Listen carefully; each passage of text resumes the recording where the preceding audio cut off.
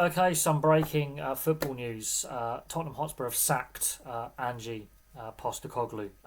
And look, Big Ange, I don't think he's a bad manager. I think, obviously, that the Premier League is a step up. But they showed early on, they showed some really good flashes in his first season, and then the form dropped away a bit, and they had a disappointing end to the 2023-2024 season. But this league season, regardless that they've won the Europa League, which is their first trophy in 17 years, they finished 17th overall with just 38 points. They had a dreadful season. And in 7 other separate seasons in Premier League history, since the 92-93 season up to this point, that points total would have got them relegated. Spurs got very lucky this year that the 3 promoted sides were so bad, and I do mean this, Leicester, Ipswich and Southampton were record-breakingly bad as a relegated 3, that, they were 13 points clear of Ipswich. But, if they were to play like that next season, I think that the strength of the teams coming up from the Championship is stronger.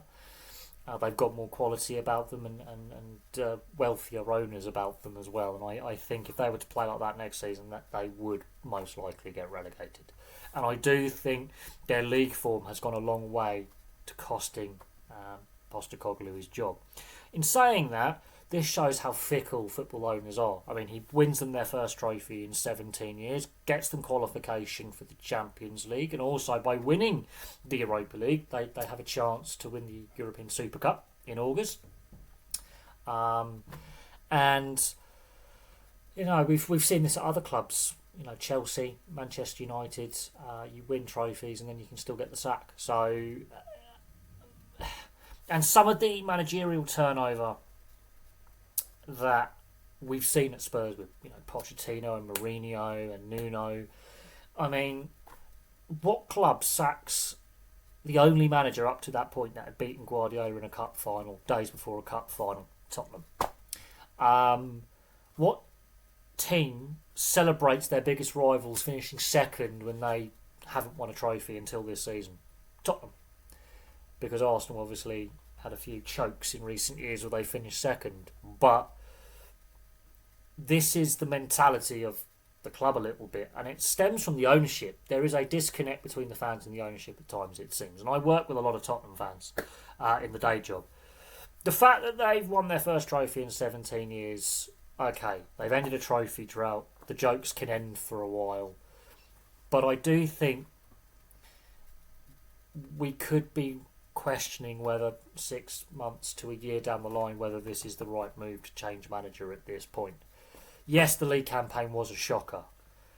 And I had a funny feeling that Postecoglou would lose his job. I mean, had he lost that Europa League final, he's sacked there and then. I am surprised they've waited just over 2 weeks to make the decision.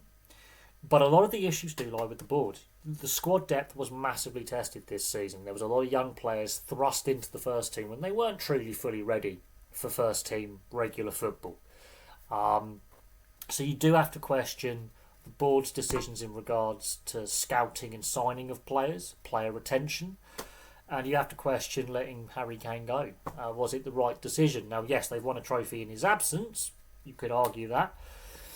And he wins his first trophy with Bayern. But was that the right decision? Should he have stuck around? Would that have helped the team this season with goals up front?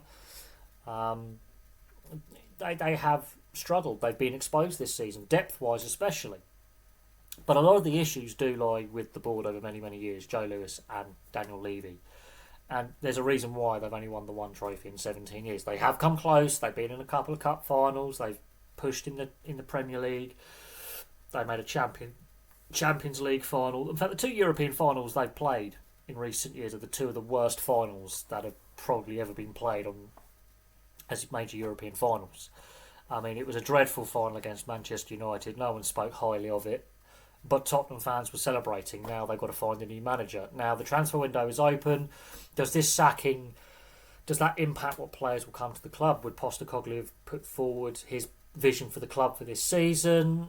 Did that not sit well with the board? But yeah, he gets them a European trophy, their first trophy in 17 years, and he's sacked. So I can understand the league form alone. Had he lost that final, I understand it. But waiting 16 days, that's a bit of a bizarre one. Does that mean that they've had time to look at potential replacement candidates? Do they have do they already have a replacement lined up? Are they going to announce one? Or are we going to have multiple managers be interviewed for the role? But when Mourinho got sacked, they went through a lot of managerial candidates who then turned them down. So, Joe Lewis and Daniel Levy have to be a little bit careful how they handle his replacement and who they get in and what signings they make this summer, because they're going to be playing in the Champions League. That's a step up from the Europa League.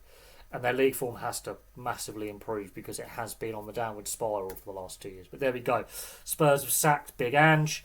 They're looking for a new manager. Thank you very much for watching. Place your thoughts in the comments section below.